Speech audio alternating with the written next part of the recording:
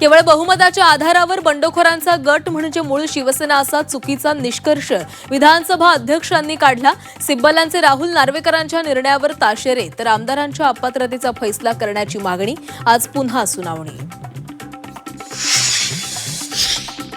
महायुतीमध्ये महामंडळ वाटपाचं समीकरण ठरलं। आमदारांच्या संख्याबळावरून महामंडळ वाटपाचं गणित ठरणार। भुजबळांची माहिती।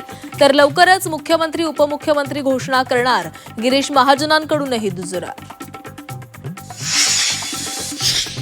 महायुतीच्या अंतर्गत वादावर तोडगा निघणार। वादावर अंकुश लावण्यासाठी समन्वय समिती बैठकीमध्ये चर्चा होणार।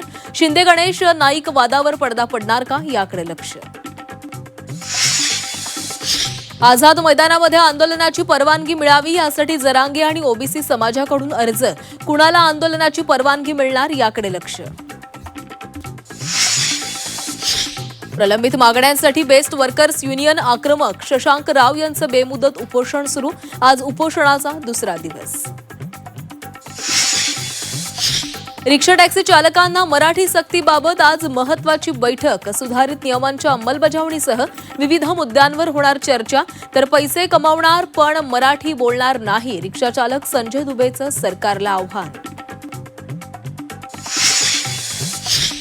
मुंबईतील 5 नामांकित हॉटेल्सवर एफडीएची कारवाई। अस्वच्छता मुदतबाह्य खाद्यपदार्थ आढळल्यानं हॉटेलचे परवाने निलंबित। तर तुकाराम मुंढेंच्या कारवाईचं मुख्यमंत्र्यांकडून कौतुक।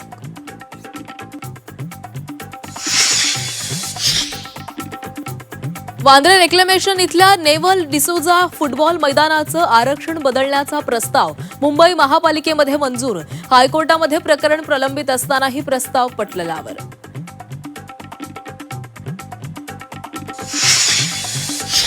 मुंबईकरांसाठी मोठी बातमी। ओसी विना रखडलेल्या इमारतींच्या पुनर्विकासाचा मार्ग मोकळा। ओसी संदर्भातील प्रस्तावाला महापालिका सभागृहाची मंजुरी।